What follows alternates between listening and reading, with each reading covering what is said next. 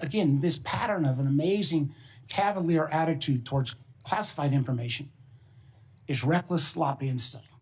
U.S. Senator Mark Warner and his fellow Democrats slammed President Donald Trump's National Intelligence Director Tulsi Gabbard and his CIA Director John Ratcliffe on Tuesday, after a journalist from The Atlantic was inadvertently included in a secret group chat where highly sensitive war plans were disclosed.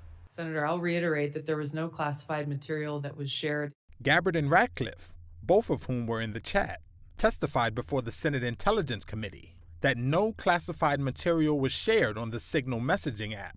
But Democrats on the panel, including Senator Michael Bennet, voiced skepticism about that claim. This sloppiness, this incompetence, this disrespect for our intelligence agencies and the personnel who work for them is entirely unacceptable. It's an embarrassment. Senator, you need to do better. You need to do better. The Atlantic editor-in-chief, Jeffrey Goldberg, reported on Monday that Defense Secretary Pete Hegseth posted operational details in the group chat about pending strikes against Iran-backed Houthis in Yemen. That triggered outrage and disbelief among national security experts and prompted Democrats and even some of Trump's fellow Republicans, including Senate Majority Leader John Thune, to call for an investigation. Democratic Senator Ron Wyden called on Hegseth and Trump's national security advisor Michael Waltz to resign. Obviously reckless, obviously dangerous, both the mishandling of classified information and the deliberate destruction of federal records are potential crimes that ought to be investigated immediately.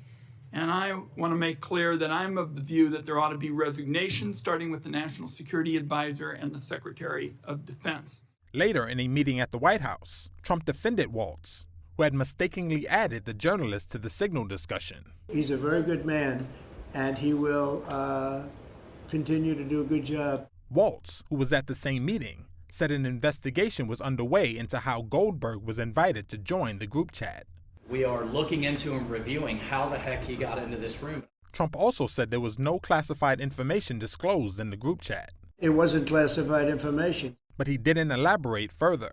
Mr. President, who told you that information was not classified? Another question. Which of your national... A former U.S. official told Reuters that operational details for military actions are typically classified and known to only a few people at the Pentagon. Classified and sensitive information is also not supposed to be shared on commercial mobile phone apps.